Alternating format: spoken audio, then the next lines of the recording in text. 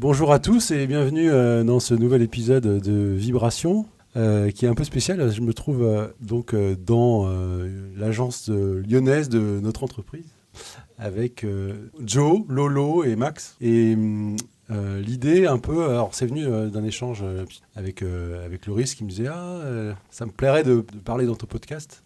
Et on cherchait un sujet et puis donc le sujet qu'on a trouvé, c'est un peu une enquête sur l'ambiance, les bonnes vibrations dans votre agence. Parce que moi je suis à Paris et l'agence lyonnaise, c'est un peu un mythe. C'est un peu un mythe. Voilà, il y a eu des mythes à un moment, comme quoi vous faisiez entre vous des massages, voilà, des choses comme ça. Donc voilà, cette enquête. Alors, je me demande si est-ce que vous pouvez vous décrire un peu cette ambiance. Comment vous la décririez? Donc c'est une question très ouverte. Alors, je n'ai jamais massé Maxime. Non. Ça va. Mais Maxime nous a massé. Oui. Ah, c'est Maxime qui faisait le massage. Oui, c'est lui le masseur officiel. C'est un peu l'agence touriste ici. Enfin, tu vois, c'est la cour des miracles. Tu as une addition de personnalités qui n'ont rien à voir les unes les autres et ça finit par faire une soupe assez incroyable, quoi, riche en goût, qui est assaisonnée parfaitement, on va dire, avec tous ces caractères différents. Et on est combien? On est une dizaine là maintenant, on est 15 peut-être même. Et ouais, t'as l'impression, c'est un groupe commun qui prend part à l'aventure chacun a sa propre façon de participer dans la vie de l'agence, je trouve. Ouais. T'as des gens plus discrets, mais qui consomment quand même, qui sont un peu spectateurs, mais en même temps qui contribuent à leur manière. T'en as d'autres qui, on prend Joe, c'est... Ouais, vas-y. Donc tu vas décrire, donc c'est un ensemble de personnes assez différentes, et c'est quoi cette ambiance? Si tu veux, je ne crois pas qu'il y a beaucoup de monde qui puisse dire d'avoir entendu ses collègues dire « Ah, mais si ce n'était pas pour l'ambiance au travail, je pense que je changerais de boîte. Je changerais de boîte parce que je suis mieux payé ou parce que je suis plus proche chez moi. » Non, moi, personnellement, moi aussi, je me lève le matin, je suis content de venir au travail. Content de venir au boulot parce que je retrouve un autre copain. Je suis un peu plus triste quand je vais savoir que les copains sont en télétravail. Mais bon. C'est vrai que le télétravail a tué notre équipe. Oui, parce que tous les deux, vous faites très très très peu de télétravail. Exactement. C'est vraiment quand c'est obligé. C'est ça. Jamais. Alors, mais cette ambiance, alors ce serait quoi? Alors, c'est de la rigolade ou c'est... Oui, c'est une volonté déjà de mettre de la bonne humeur et d'essayer, si possible, de pas se plaindre tout le temps. Et c'est vrai que du coup, ça se voit vite si quelqu'un va pas bien, parce que quelqu'un qui va être habituellement... vu qu'on est plutôt tous de bonne humeur, etc., on rigole, on s'amuse beaucoup. Si quelqu'un va pas bien, ça se voit assez vite, parce que du coup il se renferme ou il est un peu plus absent. Et après, c'est vrai qu'on arrive à faire on est une équipe où on arrive à être un peu, à bosser ensemble sans être le même moule. Déjà, on fait un métier aussi où on peut venir on n'a pas tous fait les mêmes études, donc on n'est pas tous aussi formés de la même façon par les études. Et du coup, chacun arrive à garder son propre caractère et à le garder au sein de l'entreprise, au sein de l'équipe, sans entre guillemets essayer de se conformer à la majorité, au caractère majoritaire du groupe, quoi. Non, c'est quand même possible d'avoir son propre caractère et ses propres avis au milieu de l'équipe. Et c'est plutôt en off? C'est des choses que vous faites en dehors du travail, ou c'est vraiment au sein de travail d'équipe? C'est tous les jours, c'est au jour le jour. Ouais, c'est tout le temps. Ouais, c'est tout le temps. C'est pas. C'est au jour le jour. Oui, au final, des choses en dehors du travail, on n'en fait pas tant. Pas tant que ça. Ou du moins en petit groupe, en petit comité, tu vois. Ça va être 2-3 personnes les jeunes, entre guillemets, maintenant, dont je fais plus partie, qui vont aller regarder un film ensemble ou aller au bar ensemble, des choses comme ça. Mais par contre, au quotidien, on a vraiment une ambiance de travail qui est incroyable. C'est vraiment, effectivement, comme disait Giovanni, tu viens au travail pour retrouver tes collègues, quoi. Toi aussi, t'as un peu ça? Se dire, ça me plaît de... Ouais, moi, à chaque fois, quand on me demande comment ça se passe mon job, je dis, c'est un job, ça fait 7 ans que j'y suis, il y a de la routine, etc. Mais mes collègues, je les adore, quoi. Donc, tu te poses moins de questions. Et il y a de la rigolade. Il y a de la rigolade. Il y a de la bouffe. des sujets qui reviennent. Alors, les top 5 des sujets. Allez, vas-y, Maxime. C'est vrai que moi, je vois l'humour, pour moi, c'est très important. Mais c'est ça faut quand même se méfier parce que ça peut être un peu difficile. Il faut arriver à être drôle et puis à avoir une bonne ambiance, mais sans non plus créer des souffre-douleurs, des gens qui se sentent mal ou d'être attaqués par certaines blagues ou quoi. L'idée c'est que c'est un équilibre assez subtil entre humour parfois même trash, mais sans franchir les limites d'offenser les personnes non plus, quoi. Donc ça passe aussi par le fait de connaître un peu les personnes un peu avant. Et puis beaucoup de discussions quand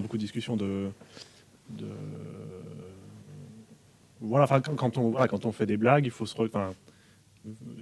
faut pas hésiter à voir la personne, lui dire est-ce que si jamais à un moment donné ça va trop loin, on peut le faire. Vous le faites ça? Moi, en tête-à-tête, c'est-à-dire que j'arrive vu que je suis quand même pas mal en déplacement, des fois on est en binôme.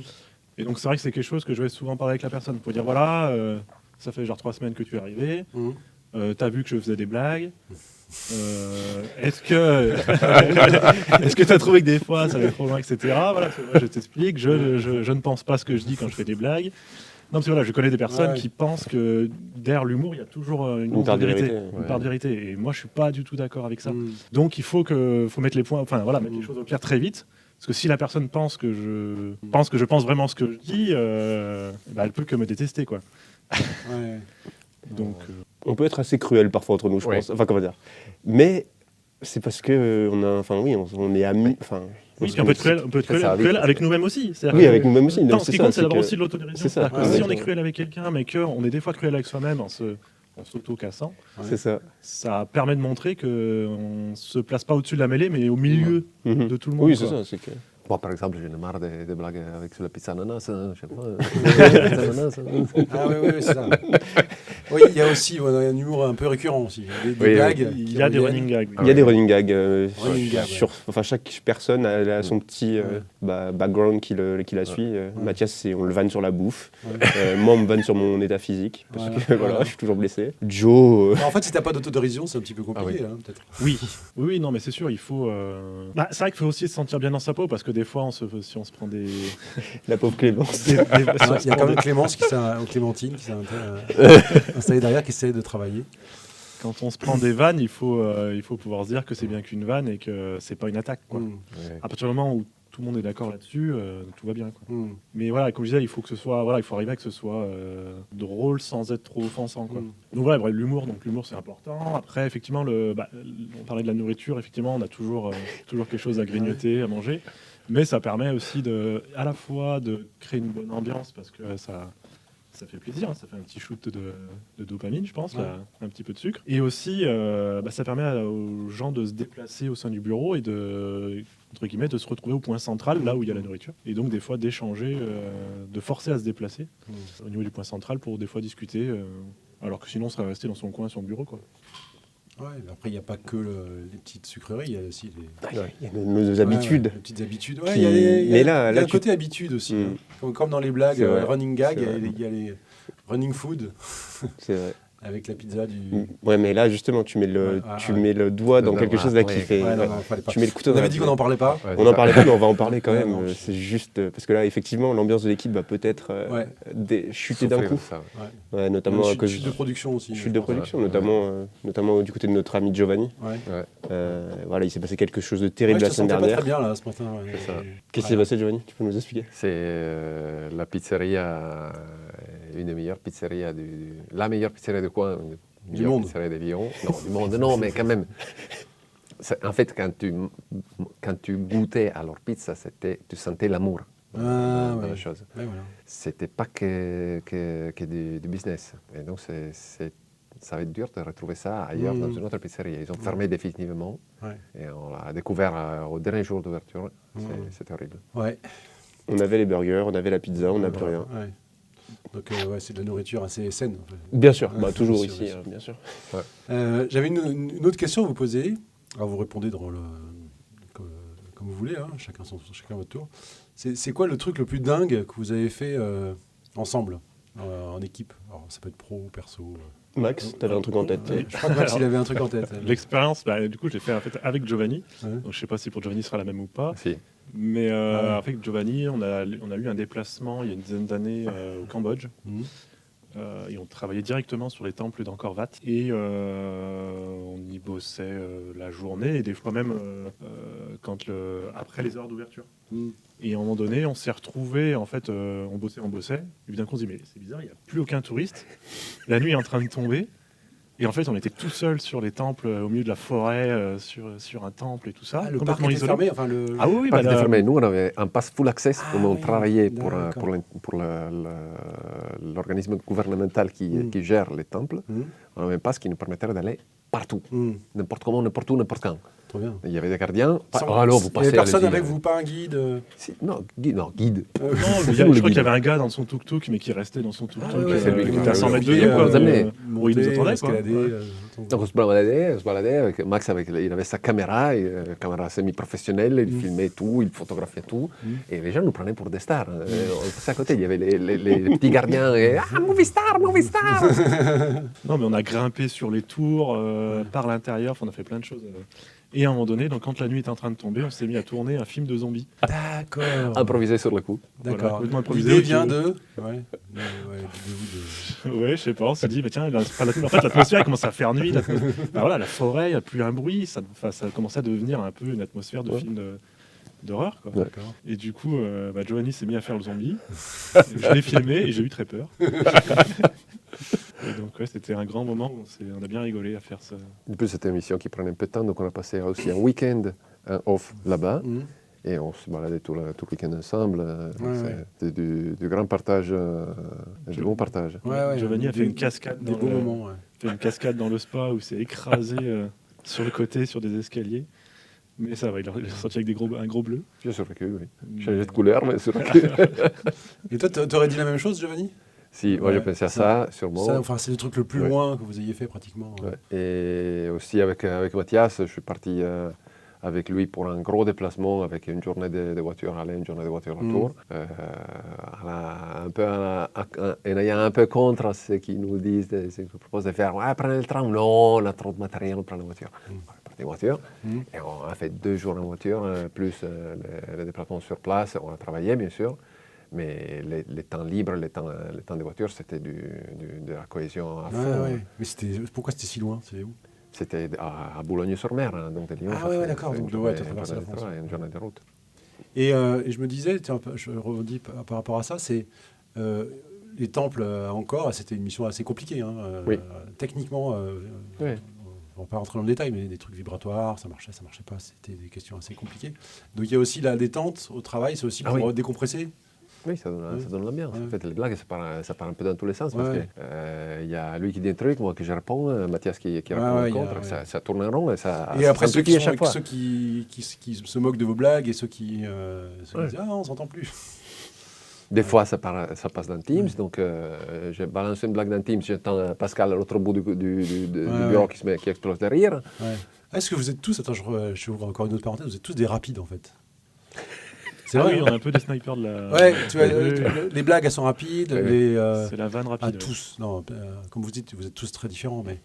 La pire, c'est Clémence. Clémence, moi j'ai peur, des fois. Et là, vous êtes des rapides.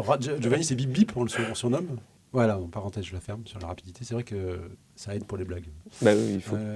Parce que si tu mets une demi-heure à comprendre, après... Le lendemain, tu réponds sur Teams.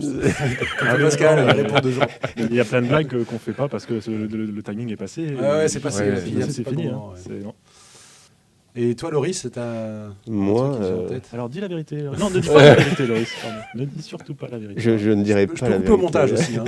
Non, mais on va trouver quelque chose de plus sérieux. Moi, quelque chose de mémorable avec pas mal de monde, ce serait les séminaires, enfin les journées techniques, bien sûr.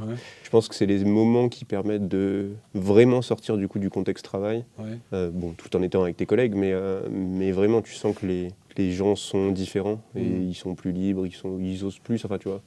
Et puis bon, généralement il y a un peu d'alcool, tu bois 1 ou 2 verres, ça désinhibe et tu sens que tu peux découvrir parfois certaines personnes, etc. Ouais, j'ai des souvenirs mémorables de Vincent Rousson et Marie-Laure qui rentrent l'un contre l'autre, totalement bourrés dans Paris. Enfin, bref, moi qui m'explose le genou contre un banc. Enfin, des trucs. voilà, il t'arrive des petites péripéties. Il se passe toujours des trucs un peu... Voilà, c'est ça. Pas grave, etc., mais qui marquent un peu. Et qui... Je pense à Jérémy qui était parti en footing. Péter la cheville. C'était péter la cheville. Enfin, c'est pas des super souvenirs, mais des trucs un peu... c'est ça. Les soirées crêpes où il n'y avait pas de crêpes.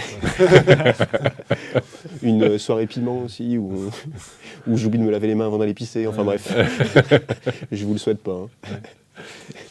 Un truc par rapport à l'ambiance, là, je pense aussi, c'est... parce que je l'ai remarqué aussi pendant les études. On est une équipe où on a un ratio homme-femme qui est presque équilibré.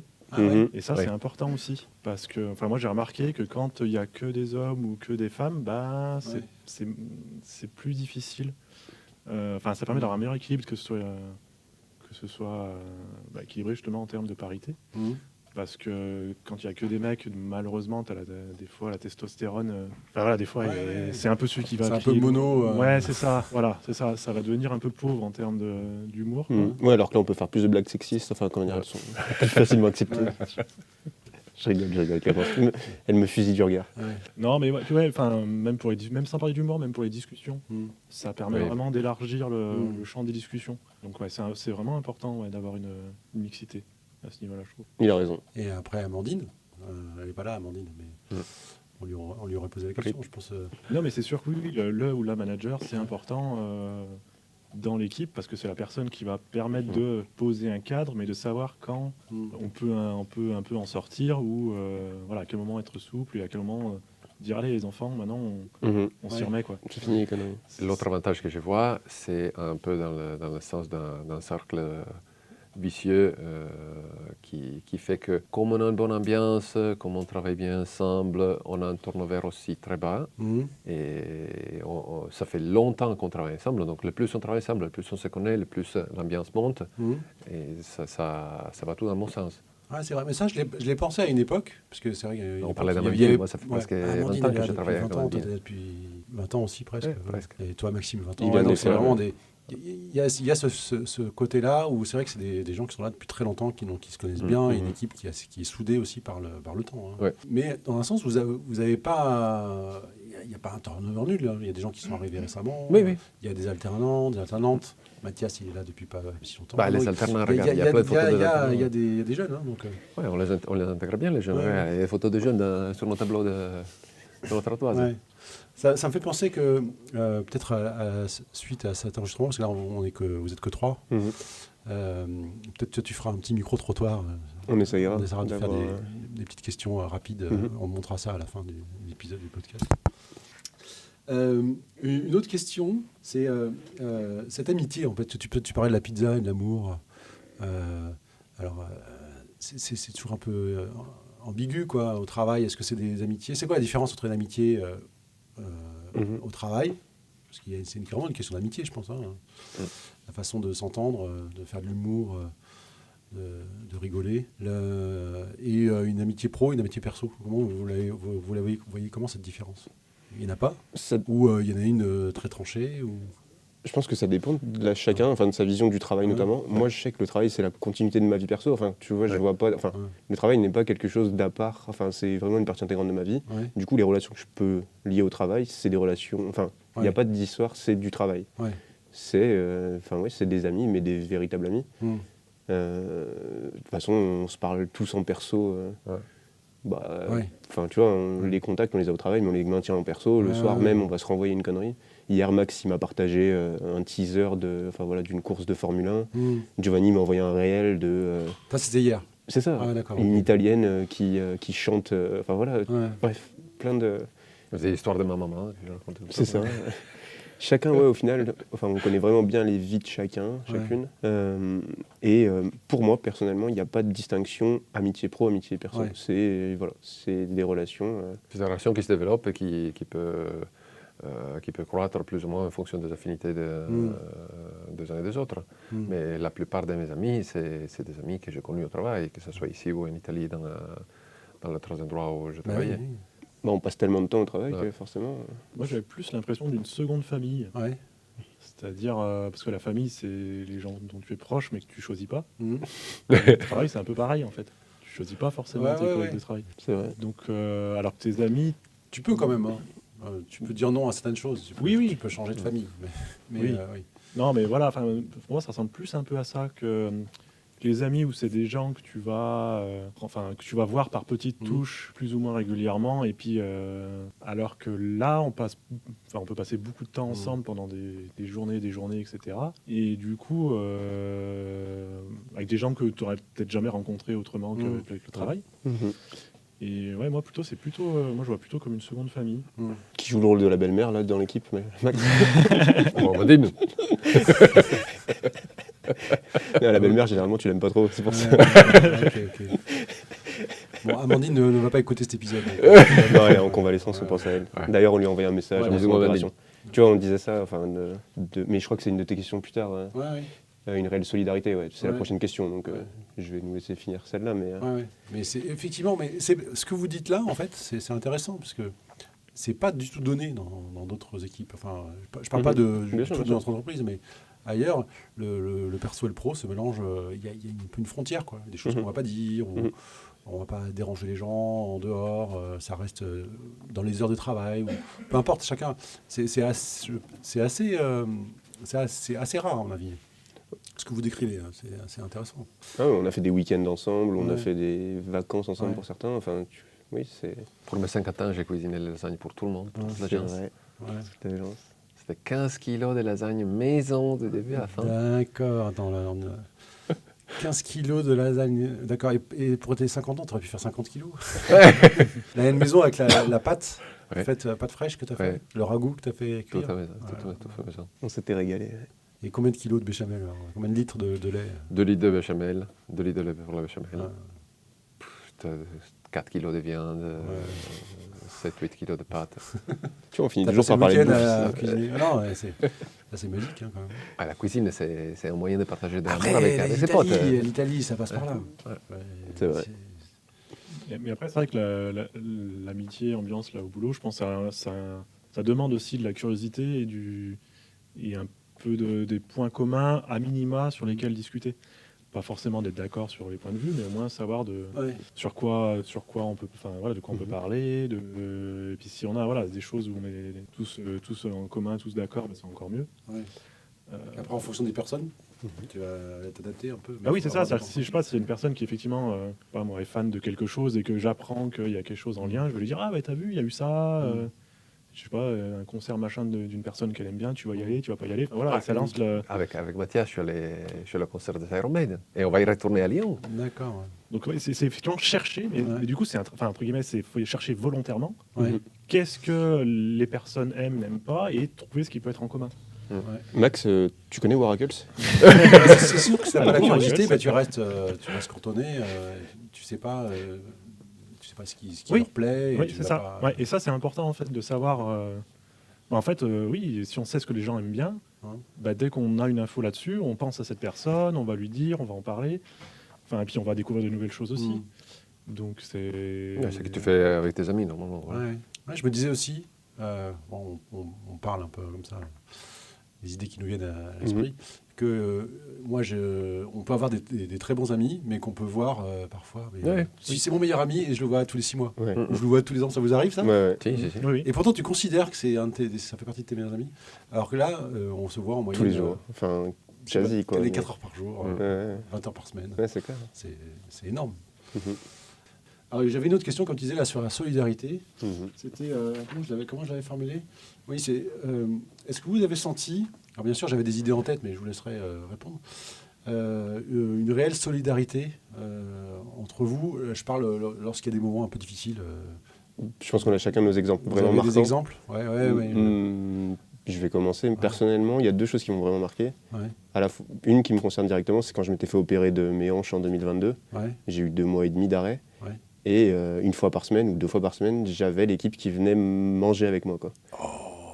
Tout le monde m'a pris des nouvelles tout le temps, etc. Mais en plus de ça, pendant leur journée de travail, ils venaient manger avec moi.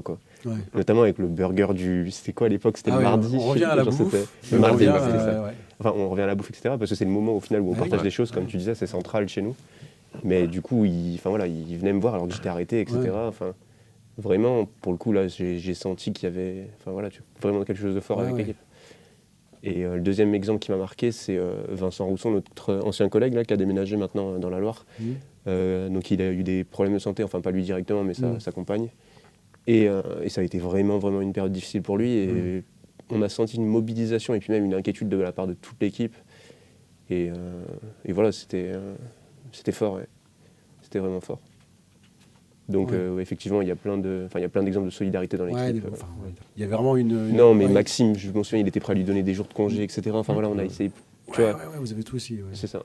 Après, c'est de l'empathie plus que de ça. Ouais, c'est ça, chercher le mot. Plus de l'empathie. Du coup, quand le groupe sent qu'on est à quelqu'un qui va pas très bien, il essaye de faire un peu... d'aider, en tout cas. Ouais.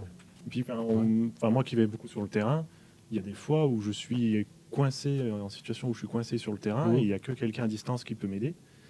Et donc, j'ai régulièrement besoin d'être aidé à distance par téléphone pour certaines choses. Et du coup, je sais que ça va... Ou parce que tu as un capteur qui ne marche pas, ou... Voilà, il y a plein de possibilités, avec un client, n'importe quoi. Et du coup, je sais que je peux toujours compter sur mes collègues au bureau, quoi. À ce niveau-là, je sais que sur le terrain, j'ai pas du tout le stress de me dire je suis tout seul. Non, je sais que si besoin, je peux appeler et être aidé. Et ça joue pour beaucoup quand même quand on est sur le terrain d'avoir ce point-là en moins, ce poids-là en moins. Ouais, et puis chaque fois que tu rends service à quelqu'un, c'est une espèce de boule de neige. Après, tu te sens... Tu sens de la gratitude par rapport à quelqu'un qui t'a aidé. Tu peux être... t'as pas d'ordi, ton truc marche pas, et quelqu'un qui va te dépatouiller le truc à distance. Pour la personne qui est au bureau, c'est peut-être pas beaucoup, mais ça a fait... Après t'as envie de l'aider, tu vois, t'as envie de lui rendre service. C'est ce truc de confiance, en fait. C'est aussi le mot que je pense qu'il y a un truc de confiance qui est derrière ça, l'empathie. Oui, c'est vrai que là, les exemples que j'avais donnés, c'est des exemples dans le perso. Mais au final, c'est vrai que dans le travail, tu t'en as. Mais enfin, dans le travail, ça paraît un peu plus logique, entre guillemets. Mais tu vois, quand tu sens que quelqu'un est sous l'eau, etc., bah, tu vas essayer de le décharger, tu vois, sans même qu'il te le demande. Mais si tu vois que c'est compliqué pour lui, tu vas être proactif dans la démarche et tu vas lui demander si tu peux l'aider, etc. Mais je trouve que là où ça se manifeste le plus et le plus fort, c'est dans le perso, quoi. J'imagine que Max, toi, à l'époque où ta maison... t'as eu un problème avec ta maison, j'imagine qu'il y avait dû avoir quand même pas mal de solidarité, etc. de la part de l'équipe. Oui, carrément. De toute façon, j'avais le directeur qui m'avait filé 5 jours de congé, qui m'a donné 5 jours de congé comme ça, alors qu'il n'était pas obligé. Parce qu'il n'y a aucune loi qui dit que quand tu perds ta maison... J'en sais pas trop, ta maison. Oui, donc j'avais perdu ma maison dans un incendie. Et donc voilà, effectivement, j'ai senti au niveau de la direction déjà de l'aide, les collègues aussi hyper impliqués. Non, je pense que ça revient encore à l'empathie. Tout le monde se dit, mais qu'est-ce que je ferais ou comment je me sentirais dans cette situation. Et du coup, on veut tous aider parce qu'on sait que... Comme on a dû faire tes amis aussi. Oui, tout à fait. Oui, c'est ça, exactement. De la même façon que mes amis. Qui t'ont hébergé, prêté des choses, peut-être même prêté de l'argent, je sais pas. Surtout, les gens m'ont donné des slips. C'est quand t'as plus rien, c'est ça que t'as besoin en premier. C'est con, mais c'est des habits. On a dit le mot slip dans ce podcast. Voilà. C'est vrai, donc c'est check, le bingo on peut cocher la croix. Il y aura des mots comme ça. Non, mais c'est bête, on n'y pense pas, mais c'est le premier truc que t'as besoin, c'est des habits. Pour l'instant, elle note un peu tout ce qu'on dit. Toi, Giovanni, t'as des... Personnellement, non. C'est vrai qu'à chaque fois que quelqu'un n'est pas bien, que ce soit plus ou moins grave, il y a ce phénomène d'empathie qui se met en place par tout le monde. Enfin, c'est pas, personne n'exclut. Et ça, l'empathie, ça marche si les gens disent aussi ce qui leur arrive perso. Parce que c'est pas forcément évident, tu as un problème perso. On le découvre maladie ou quelque chose. Le dire, il y en a qui vont peut-être pas forcément le dire. Tu as certaines personnes qui arrivent vraiment à cacher leurs problèmes et d'autres moins. Et du coup, c'est pareil aussi, il faut être attentif. Enfin, chacun est différent. Tu as des personnes qui se rendront jamais compte de rien, même si la personne arrive avec un bandage en plein milieu du front. Et tu en as d'autres juste dans la façon de s'exprimer ou dans le regard. Tu vois, on va cerner qu'il y a un problème, etc. Et c'est la force de notre équipe, c'est d'être attentif aux moindres détails et voir si quelqu'un va moins bien. Ça me fait penser, on avait fait, avant de préparer ce podcast, on a fait un petit test de la méthode DISC, DISC. C'est une personnalité sous forme de 4 couleurs. Il y a un ratio des couleurs. Et tout le monde a du jaune, plus ou moins. J'avais regardé. Le jaune, c'est... alors, c'est pas l'empathie. Le jaune, c'est le côté animation. Je sais plus comment ils disent. Influent, je crois. C'est influent, Donc, l'animation d'équipe, ça va être des gens qui vont être plutôt... cette coloration jaune, je dis pas que jaune, bien sûr, il y a plein de choses. Et le vert, il est présent aussi. il est présent, c'est le vert, c'est l'empathie, c'est se soucier des autres, l'écoute, etc. Avec du bleu, forcément on est ingénieur, donc le bleu il arrive en deuxième ou troisième. Et effectivement, vous deux là, Lolo et Loris et Giovanni, vous êtes les plus présents en tout cas, en termes de temps de présence. Oui. Ouais. Vous êtes assez jaune, hein. Étrange. Étrange. Bizarre. Étrange. De toute manière, je pense pour participer, un exercice comme on est en train de faire, oui. de base, déjà, tu vas être un peu jaune quand même. Déjà, on te dit, si tu veux participer à un podcast, ouais. Bah ouais. Donc c'est pas étonnant non plus. C'est sympa, mais moi j'ai un peu de jaune aussi. Bah oui. On réduit quand même une personne à 4... Enfin, comment dire. Tu vois, les exercices comme ça, c'est sympa, ça marche plutôt bien. Ouais, ça marche plutôt mal. Mais bon, sauf quand tu te trompes et que tu nous dis qu'on est rouge alors voilà, qu'on n'est pas du tout. Quand tu te trompes dans les formules Excel. C'est ça, ouais. Le fameux dollar pour ciel. Mais copier la formule. C'est un peu réducteur quand même, et je pense qu'on... Enfin, tu vois, l'être humain est quand même plus complexe que 4 couleurs et 4 branches de personnalité. Ouais. D'ailleurs, ça me fait penser au fait que Max, il disait que c'était impossible pour lui de trouver un deuxième couple d'objectifs. Oui. Moi aussi, je trouvais ça hyper bizarre. Et, oui, parfois, tu peux te sentir vraiment qu'une chose. Là, on te force un peu à choisir, faire un choix un peu moins bon, quoi. Ça, voilà, ça fait ce que ça fait. Comme ils disent, ça n'a pas vocation à te faire un diagnostic ou quoi que ce soit. Oui, alors là, on l'a fait, c'est un test rapide. Ça, c'est purement indicatif. Je pense que c'est intéressant ces trucs-là, peut-être en coaching d'équipe, quand tu as plein de gens, de voir un peu quelles sont les personnalités de façon générale, et après, il faut rentrer dans le détail. Et après, tu as une synthèse additive qui fait que c'est plus du bleu, plus du rouge, c'est du violet. Enfin voilà, tu vois. Et certainement, dans votre équipe, tu disais qu'il y a plein de profils très divers. Doit y avoir un arc-en-ciel de couleurs, quoi. Ouais, carrément. Ouais. C'est sûr. Ouais. Alors, dans la liste des questions que j'avais une avant-dernière, parce que la dernière, on l'a réservée à Max. Une dernière question, c'était par rapport à cette cohésion d'équipe. Alors le mot cohésion, c'est souvent un truc qui est employé par les entreprises. On va rechercher de la cohésion d'équipe en pensant que ça favorise, attention au câble, ça peut favoriser la productivité ou en tout cas la performance de l'équipe. Une équipe qui est soudée, voilà, ça va être une équipe plus performante. Est-ce que vous pensez que c'est vrai ça ? Oui. Ouais. Oui, après, en fait, je pense que c'est... Surtout si à la base du travail, il y a un travail d'équipe. Ouais. Comme ça, de toute façon, on travaille, il faut dire, on ne travaille pas chacun. C'est ça. On partage plein de choses. C'est pas un call center où chacun est dans son coin toute la journée, il regarde personne, il parle avec personne. Ouais. Donc ça a un impact. Ouais. Oui, parce que ça porte à se connaître et à s'apprécier en même temps et à mieux travailler ensemble. Ouais. Et à gérer des coups durs. Ou des surcharges, je sais pas. Max, t'allais dire quoi ? Oui, j'allais dire, en fait, c'est vrai que ça dépend beaucoup du métier, mais comme on fait un métier où, effectivement, on a besoin de travailler ensemble et donc conjointement les uns avec les autres, on est obligé de se connaître un minimum. Donc c'est d'autant plus important de savoir comment réagit une personne en telle situation, comment lui parler, comment lui demander les choses, comment... Des fois, on peut comprendre pourquoi elle réagit de certaines façons. Donc, mieux connaître quelqu'un, c'est toujours important pour pouvoir travailler avec. Et il y a des personnes qui ont du mal à s'ouvrir, et donc les exercices de cohésion dans la bonne humeur peuvent aider à découvrir une personne un peu renfermée. Et puis il y a aussi des personnes, vu qu'on est plusieurs agences, qui sont dans d'autres agences et qu'on voit très peu souvent. Donc les exercices de cohésion à ce moment-là sont hyper importants pour les découvrir. Eux, c'est des personnes qu'on voit plus rarement. Effectivement, là, dit comme ça, c'est évident qu'après chaque séminaire, on est 4 agences. C'est un boost. On se retrouve tous ensemble. Il y a un boost et des choses, la communication qui passait plus ou moins bien. Voilà. Après, elle devient plus fluide. Et effectivement, voilà, là, je suis d'accord sur ce point de vue-là. Et tu sens qu'après, c'est fait, s'estompe un peu. Enfin, tu vois, dans les relations inter-agences. Et c'est pour ça que je pense que c'est important de faire quand même des événements assez réguliers. Pour essayer de toujours maintenir un niveau plutôt haut. Toi, tu penses aussi que ça a un effet sur la performance ? Vraiment, je dis performance au sens entreprise. Pour la boîte ? C'est évident. Un truc qu'on puisse chiffrer. C'est évident. Après, combien, bien sûr, non. Mais... Oui, tu peux pas, mais... L'impact le plus clair, pour moi, il est au niveau de la communication. C'est vraiment... la cohésion permet d'améliorer la communication entre les personnes.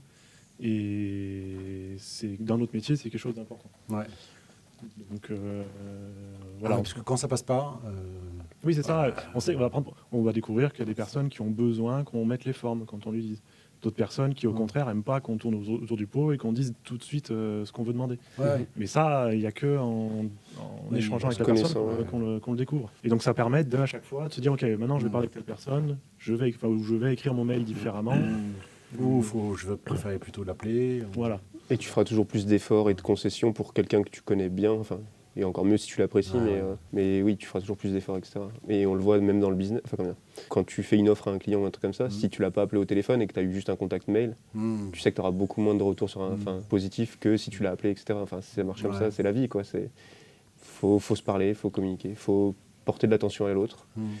Et derrière, effectivement, tout est plus fluide, tu feras toujours plus d'efforts pour l'autre, etc. Donc c'est hyper important. Ouais, c'est intéressant ce que vous dites, parce qu'en posant cette question, honnêtement, j'avais pas de réponse. Je me disais, ça se trouve, c'est juste de l'humain, c'est juste vivre ensemble et profiter des interactions. On parle au niveau interaction, on parle pas au niveau argent, au niveau commande, chiffre d'affaires, tu vois. Ça peut être complètement séparé. En fait, oui, quand même, je suis d'accord. Oui.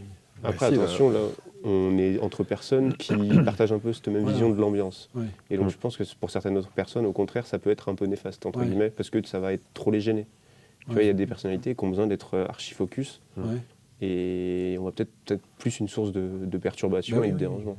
Ça, donc, je peux comprendre. Là, peut-être qu'il y a un petit biais, tu vois, du fait que nous, on soit tous à peu près... on partage peut-être tous un peu la même vision de ce truc-là. Mais je pense que certaines autres personnes, c'est pas le cas. Donc, les micro-trottoirs nous en diront plus. On va faire les micro-trottoirs, peut-être qu'on changera d'avis après. Mais rappelle-toi ce qu'il disait Jean-Michel à l'époque. Il a toujours dit qu'une boîte, c'est faite d'hommes. Et les autres boîtes, c'est des hommes aussi. Donc, s'il n'y a pas une interaction entre les hommes, il n'y a pas de business. Il n'y a pas de business, il n'y a pas d'équipe, il n'y a pas de... Ce matin, j'écoutais un podcast qui expliquait, c'était un Américain. Toi, t'es un grand fan de podcast.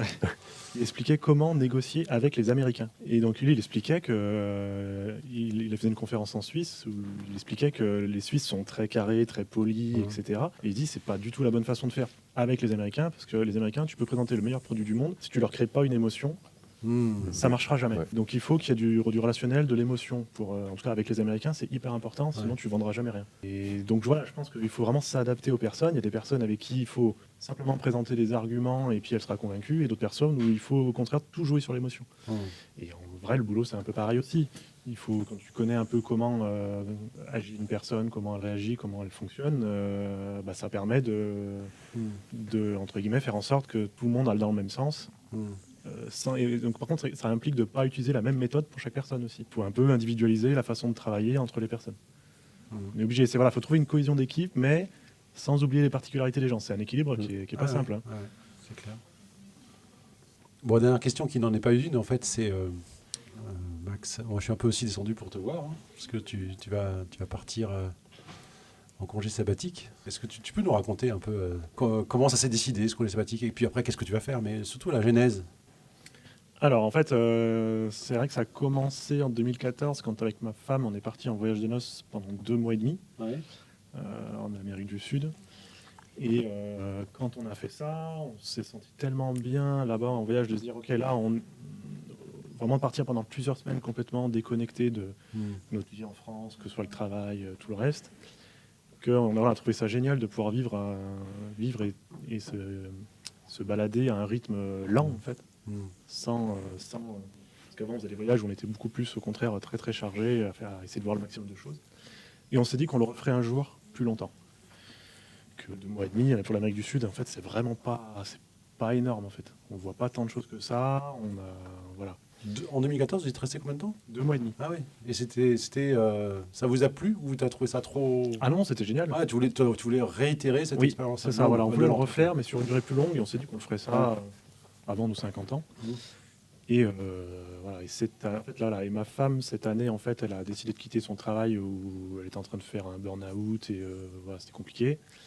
Et du coup on s'est dit en fait c'est vraiment le bon moment pour le faire. Ça, notamment pour elle, ça lui permettra vraiment de se ressourcer, de repartir sur le bon pied. Elle se sentait pas de retourner dans un nouveau boulot tout de suite. Et donc on s'est dit on va faire ce qu'on avait qu'on avait dit qu'on voulait faire il y a 10 ans. Et donc faire un voyage sur 1 an complet.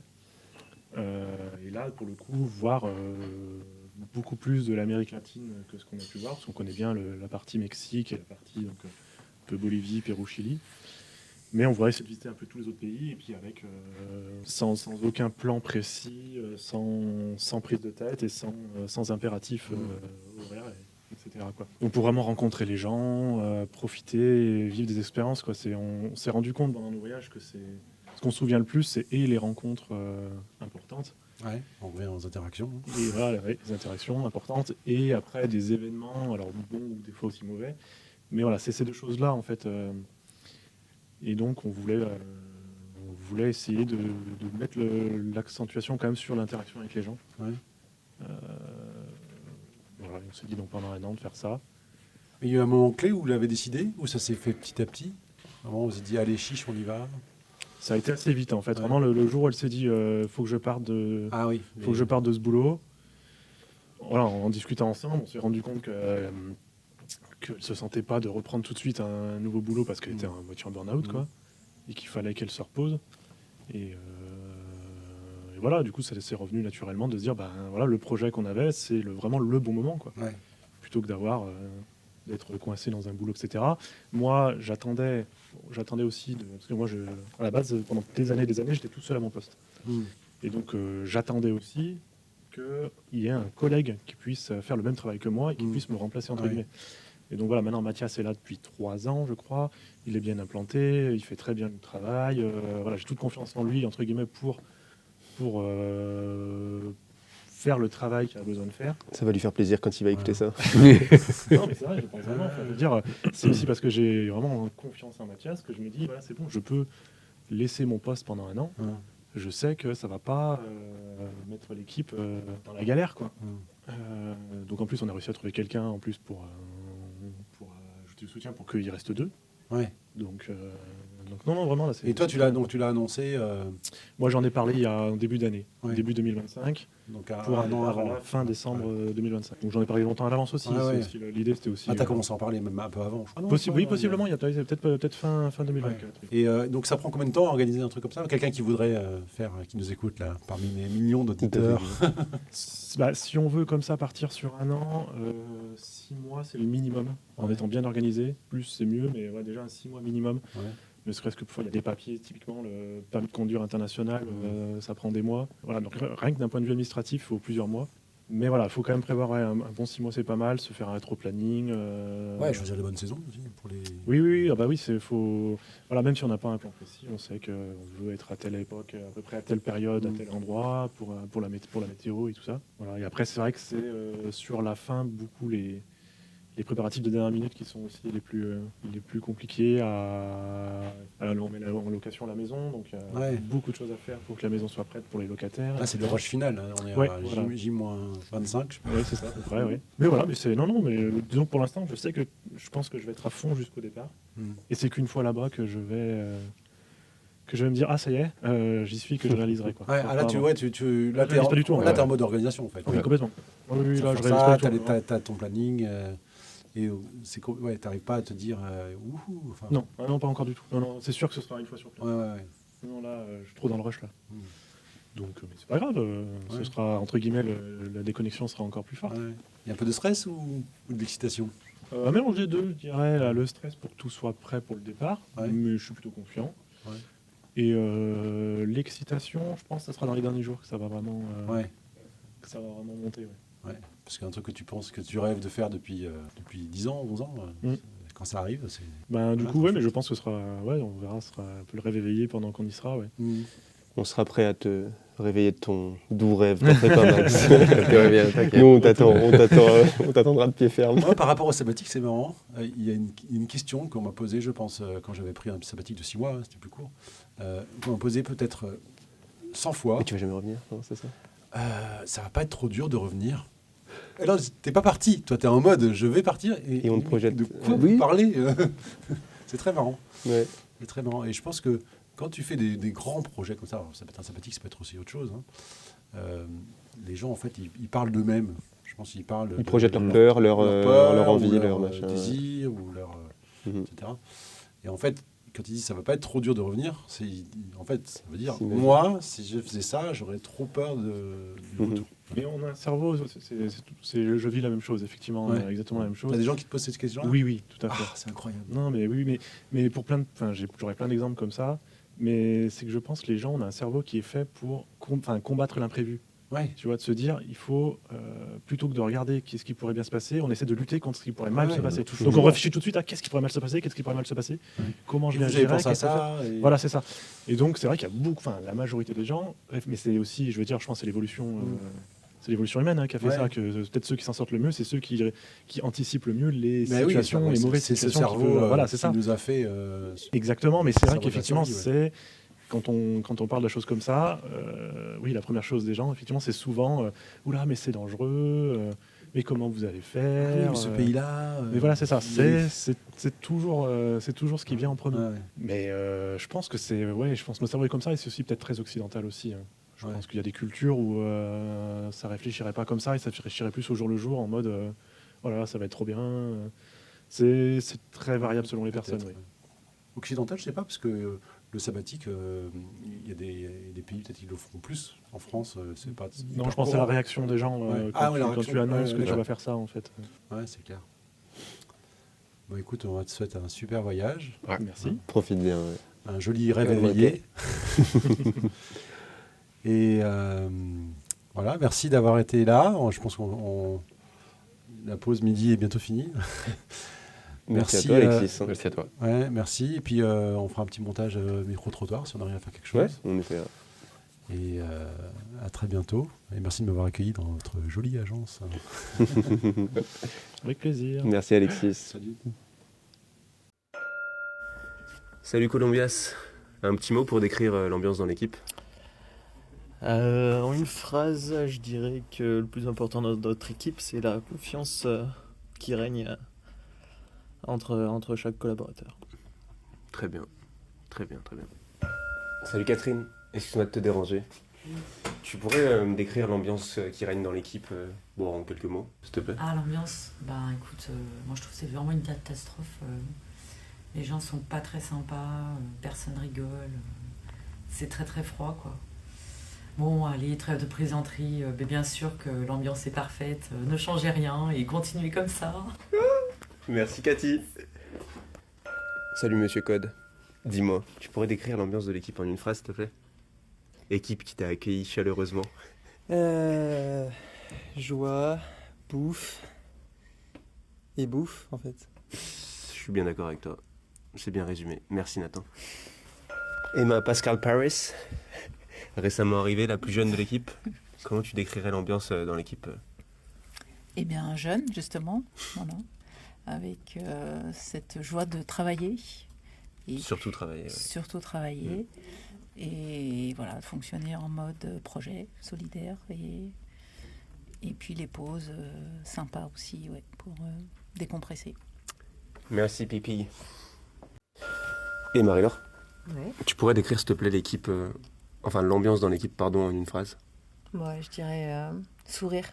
Si il n'y a pas de sourire dans la journée, c'est que c'est pas dans notre équipe. Ça me va. Voilà. Et pourquoi je suis ton collègue préféré aussi ?